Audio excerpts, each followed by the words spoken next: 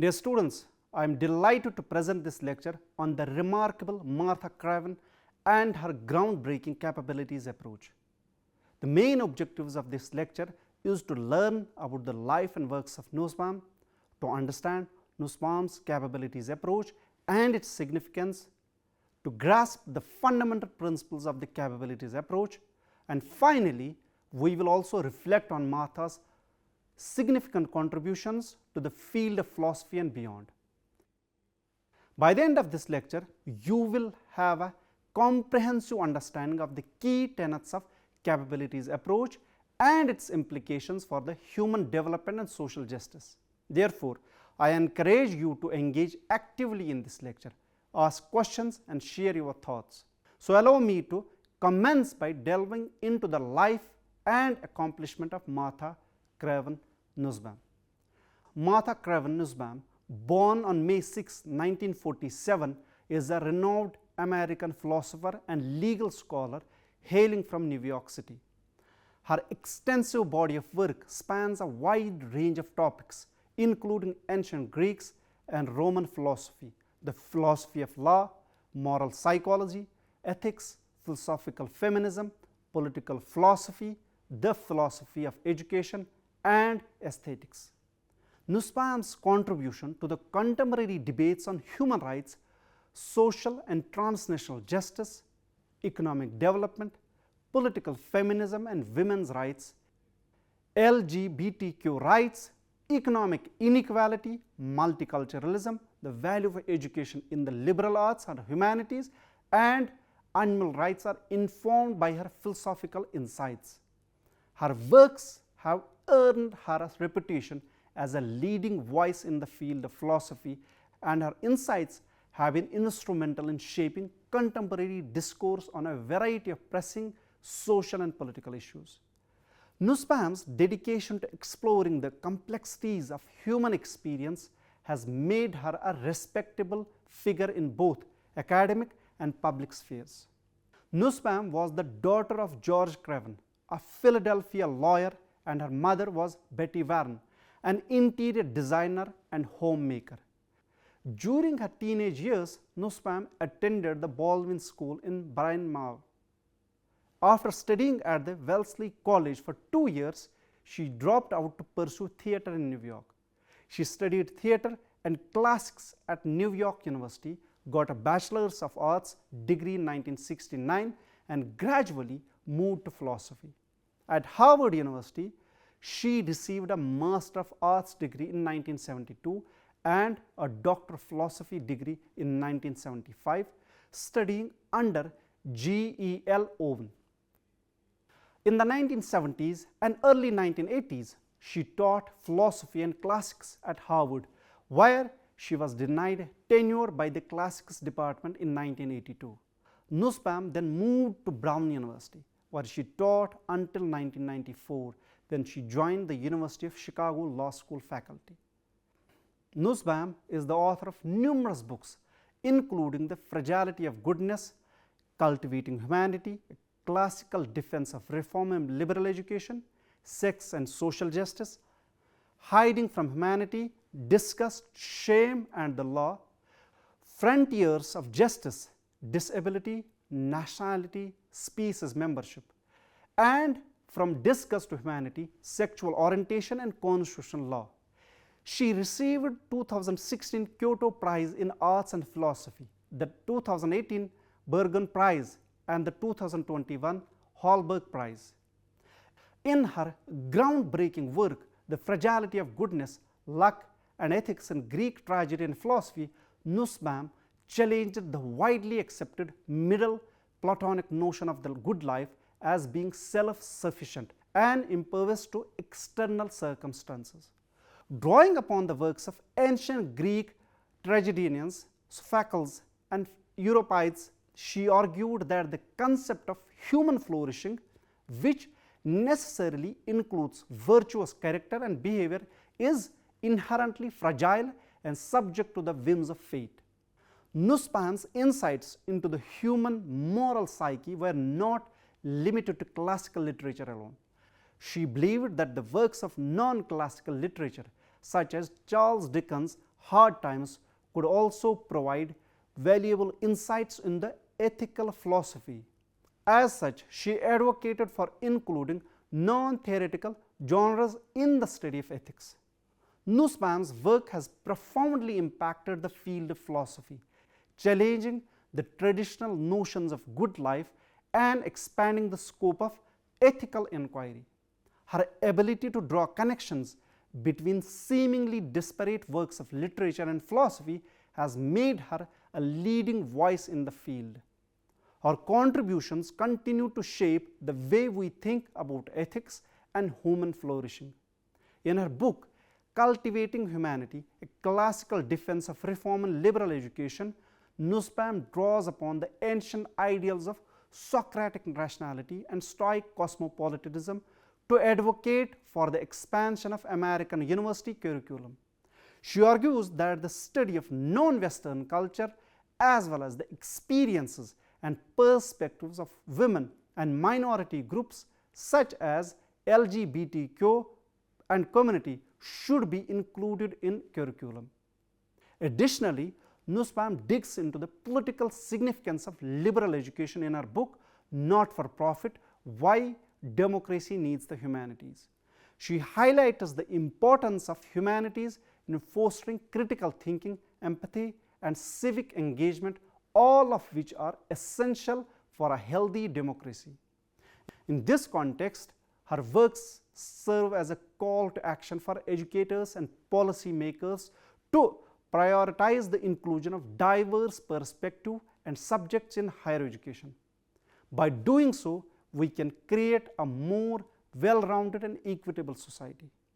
In her essay collection, Sex and Social Justice, Martha Nussbaum developed and vigorously defended an augmented form of liberal philosophical feminism. This approach is based on the universal values of human dignity, equal worth, and autonomy. These values are understood as the freedom and capacity of every person to conceive and pursue a life of human flourishing. Nussbaum's approach emphasizes internationalism and acknowledges the ways in which society shapes and often distorts individual desires and preferences. Nussbaum's work is not only interesting but also professional and understandable. She sharply criticized postmodernist objectors to liberal universalism, some of whom also condemned feminist activism to improve the lives of women in non-Western societies. Nussbaum argued that the universals she defended were grounded in realistic assessments of all people's capacities, functioning, and basic needs. These universals are the fruit of many years of collaborative international work. Her book, Upheavals of Thought: The Intelligence of Emotions, is a detailed, systematic account of structure, functioning, and value to human flourishing of a wide range of emotions, focusing in particular on compassion and love. In the 1980s and early 1990s, Nussbaum worked with the World Institute for Development, Economic Research, and the United Nations Development Programme on projects related to quality of life assessments in various developing countries. She also worked directly with the women's groups in India, China, and elsewhere. Her work is a testament to her dedication to improving the lives of women and marginalized groups worldwide. Nussbaum and her capabilities approach. Nussbaum is well known for her contributions in the developing capabilities approach. Nussbaum's focus on capacities, known as the capabilities approach to liberal universalism, is a philosophical adaptation of a framework used in the development and welfare economics. This framework assesses public policy based on its ability to advance individual capacities to function in specific ways, such as engaging in certain activities or achieving certain states of being. The approach was pioneered by esteemed economist and philosopher Amartya Sen. Nussbaum's emphasis on capacities is a crucial aspect of her work, as it recognizes that individuals have unique abilities and needs that must be considered when evaluating public policy. By focusing on capabilities, policymakers can ensure that their decisions promote the well-being and autonomy for all individuals regardless of their background or circumstances. Furthermore, the capabilities approach offers a more comprehensive and nuanced understanding of human development than traditional economic models.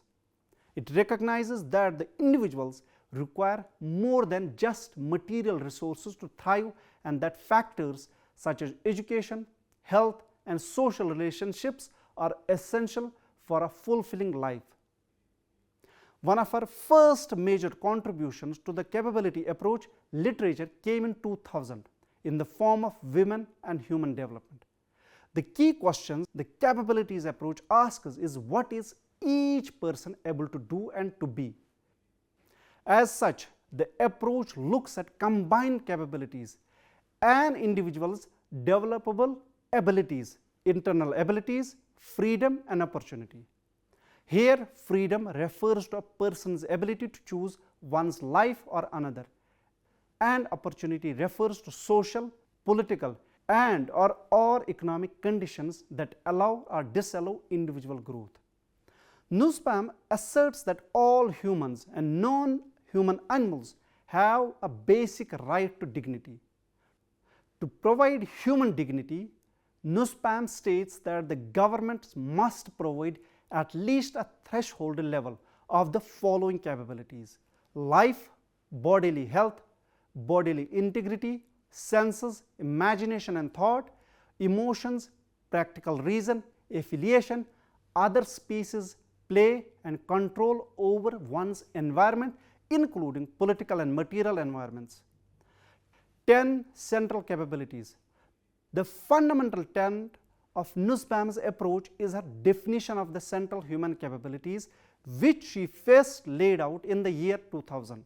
These include life, being able to live to the end of a human life of normal length, not dying prematurely or before one's life is so reduced as to be not worth living.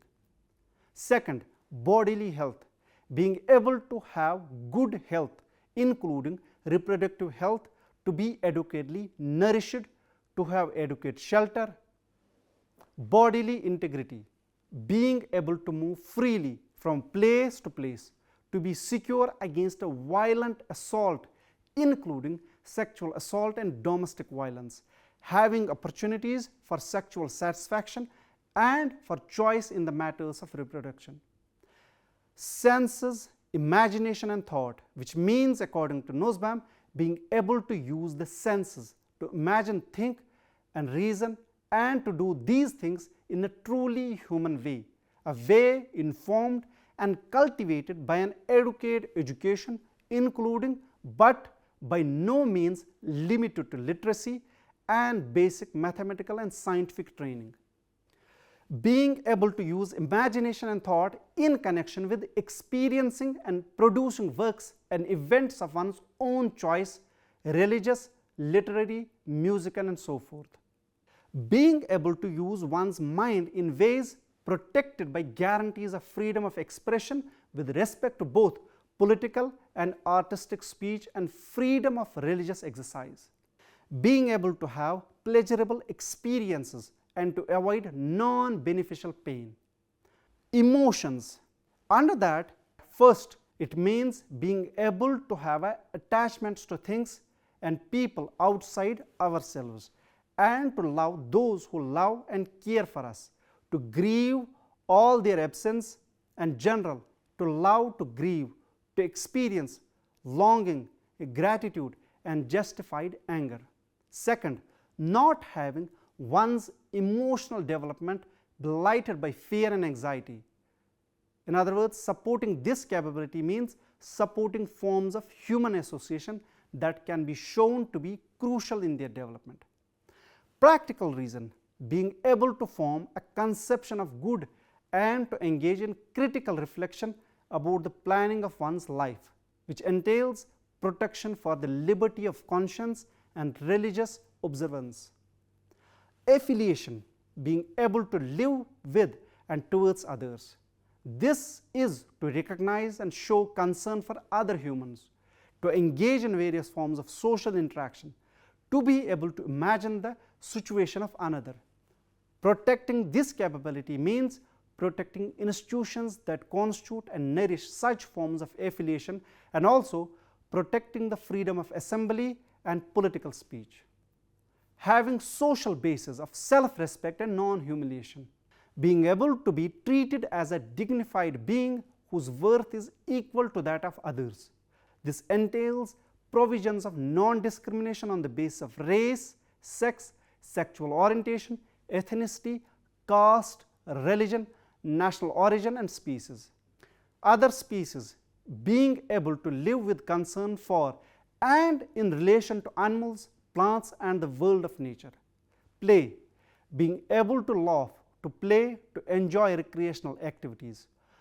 Control over one's environment. Political, being able to participate effectively in political choices that govern one's life, having the right of political participation, protections of free speech and association.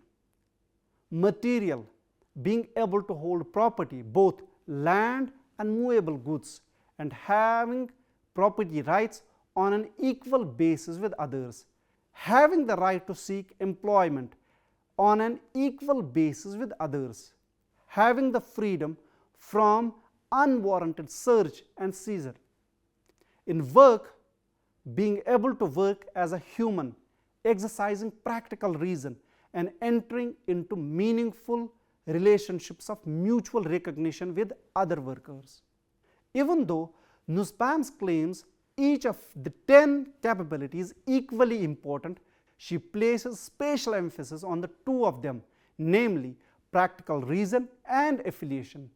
We see the importance when she explicitly says the core behind the intuition of human functioning is that of a dignified, free person who constructs her way of life in reciprocity with others and not merely following or being shaped by others.